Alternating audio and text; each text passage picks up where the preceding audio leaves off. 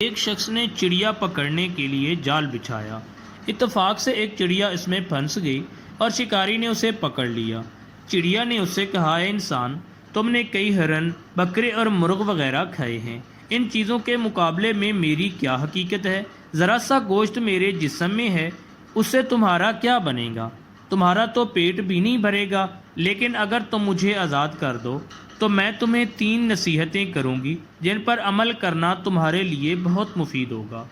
ان میں سے ایک نصیحت تو میں ابھی کروں گی، جبکہ دوسری اس وقت جب تم مجھے چھوڑ دو گے اور میں دیوار پر جا بیٹھوں گی۔ اس کے بعد تیسری اور آخری نصیحت اس وقت کروں گی جب دیوار سے اڑ کر سامنے درخت کی شاخ پر جا بیٹھوں گی۔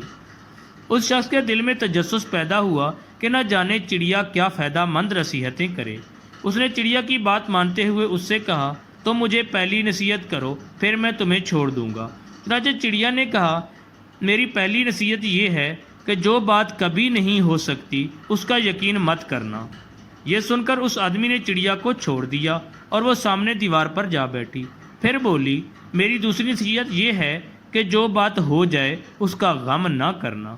اور پھر کہنے لگی، اے بھلے مانس، تم نے مجھے چھوڑ کر بہت بڑی غلطی کی، کیونکہ میرے پیٹ میں پاؤ بھر کا انتہائی نایاب پتھر ہے۔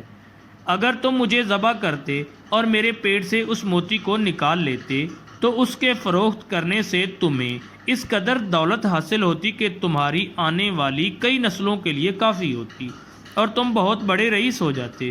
اس شخص نے جو یہ بات سنی تو لگا افسوس کرنے اور پچھتایا کہ اس چڑیا کو چھوڑ کر اپنی زندگی کی بہت بڑی غلطی کی۔ چڑیا نے اسے اس طرح سوچ میں پڑے ہوئے دیکھا تو اڑ کر درخت کی شاخ پر جا بیٹھی اور بولی، اے بھلے مانس، ابھی میں نے تمہیں پہلی نصیحت کی جسے تم بھول گئے کہ جو بات نہ ہو سکنے والی ہو اس کا ہرگز یقین نہ کرنا۔ لیکن تم نے میری اس بات کا اعتبار کر لیا کہ میں چھٹانک بھر وزن رکھنے والی چڑیا اپنے پیٹ میں پاؤ وزن کا موتی رکھتی ہوں۔ کیا یہ بات ممکن ہے؟ میں نے تمہیں دوسری نصیحت یہ کی تھی کہ جو بات ہو جائے اس کا غم نہ کرنا، مگر تم نے دوسری نصیحت کا بھی کوئی اثر نہ لیا اور غم و افسوس میں مبتلا ہو گئے کہ خواہ مخواہ مجھے جانے دیا۔ تمہیں کوئی بھی نصیحت کرنا بالکل بیکار ہے۔ تم نے میری پہلی 2 نصیحتوں پر کب عمل کیا جو تیسری پر کرو گے؟ یہ کہتے ہوئے چڑیا پھر سے اڑی اور ہوا میں پرواز کر گئی۔ وہ لوگ خوش نصیب ہوتے ہیں جنہیں کوئی نصیحت کرنے والا ہو۔ ہم اکثر خود کو عقل کل سمجھتے ہوئے اپنے مخلص ساتھیوں اور بزرگوں کی نصیحتوں پر کان نہیں دھرتے اور اس میں نقصان ہمارا ہی ہوتا ہے۔